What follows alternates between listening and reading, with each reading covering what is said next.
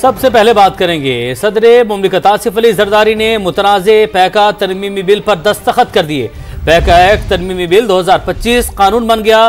صدر نے digital nation بل 2025 پر بھی دستخط کر دیے ہیں۔ متنازع پیکا ایکٹ ترمیمی بل 2025 کے تحت غیر قانونی مواد یا فیک نیوز پر 3 سال قید اور 20 لاکھ روپے تک جرمانہ ہو سکے گا۔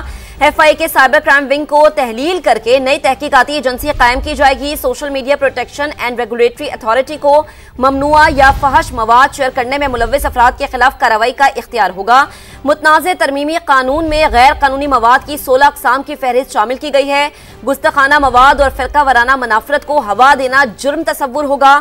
کاپی رائٹ کی خلاف ورزی پر بھی متنازع پیکا قانون کے تحت کارروائی ہوگی۔ اس کے ساتھ ساتھ صدر مملکت نے ڈیجیٹل نیشن بل 2025 پر بھی دستخط کر دیے ہیں۔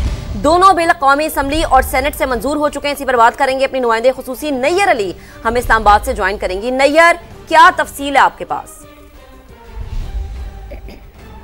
جی بالکل، آج صدر مملکت نے پیکا ایکٹ ترامیم کا جو بل تھا اس کے اوپر دستخط کر دیے ہیں، اور اس بل پر دستخط کے بعد جو ہے وہ اب یہ بل قانون کا حصہ بن چکا ہے، توثیق ہو چکی ہے۔ اس کے ساتھ ڈیجیٹل نیشن بل 2025 اور خواتین کے جو حقوق ہیں ان کے حوالے سے ایک بل جو ہے اس پر بھی دستخط کیے گئے ہیں۔ لیکن مجموعی طور پر جس بل کی طرف پاکستان بھر کے صحافیوں کی اور تمام کمیونٹیز کی نظر لگی ہوئی تھی وہ تھا پیکا ایکٹ ترمیمی بل 2025، اور اس پر صدر مملکت کے دستخط کے بعد اب یہ قانون کا حصہ بن گیا۔ آپ کو یہ بھی بتاؤں کہ نہ صرف یہ کہ یہ بل جو ہے وہ منظوری کے بعد گزشتہ روز بھی جو صحافتی کمیونٹی ہے اور صحافتی تنظیموں پر مشتمل جو جوائنٹ ایکشن کمیٹی ہے صحافیوں کی، ان کی جانب سے جو ہے وہ پاکستان بھر میں جو ہے وہ احتجاجی مظاہرے کیے گئے تھے پی ایف یو جے کی کال پر، اور آج جب صدر مملکت نے یہ بل منظور کر لیا، کیونکہ گزشتہ روز جوائنٹ ایکشن کمیٹی کی جانب سے اور تمام صحافتی تنظیموں کی جانب سے یہی مطالبہ رکھا گیا تھا کہ اب بال جو ہے صدر مملکت کے کورٹ میں، کیونکہ یہ بل متنازع ہے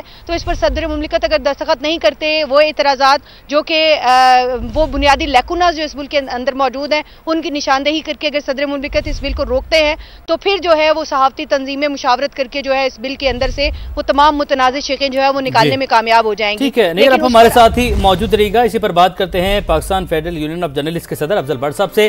افضل بٹ صاحب، کیا کہیں گے؟ آپ نے اس حوالے سے احتجاج بھی کیے، پروٹیسٹ بھی کیے، لیکن اس کے باوجود جو ہے اب یہ قانون بن چکا ہے۔ آج کا دن پاکستان میں ایک سیاہ دن کے طور پر یاد رکھا جائے گا، کیونکہ اس جماعت کی جمہوریت کے لیے بڑی قربانیاں ہیں، پریس فریڈم کے لیے بڑی قربانیاں ہیں، جنہوں نے اپنی جانوں کے نذرانے پیش کیا ہے۔ اس جماعت کے چیئرمین اور اس جماعت کے صدر پاکستان کی جانب سے کسی کو سنے بغیر اس بل پر دستخط کرنا جو ہے اس پر ہمیں جتنا افسوس ہے شاید کبھی کسی بات پر افسوس نہیں ہوا۔ بدقسمتی کی بات یہ ہے کہ چلو بلا کر اعتراض سن لیتے، کو مطمئن کر دیتے تو پھر بھی بات ہی، لیکن انہوں نے تو بات سننا، بات دوبارہ کرنا اور بلانے کی تکلیف بھی نہیں کی۔ بہرحال ہمارے لیے تو یہ کوئی چیز نئی نہیں ہے، انشاءاللہ ہماری جدوجہد کے نتیجے میں یہ کالا قانون ختم ہوگا، کیونکہ اب ہمارے پاس 2 راستے بچ گئے ہیں، ایک ہے جدوجہد کا راستہ، ایک ہے عدالتی راستہ۔ جدوجہد کا آغاز ہم کل سے کر چکے ہیں، اب ہو سکتا ہے اس تحریک کو ہمیں پوری دنیا میں پھیلانا پڑے، اور ہماری یہ جدوجہد اس وقت تک جاری رہے گی جب تک یہ پیکا کالا قانون واپس نہیں ہوگا۔ ٹھیک ہے۔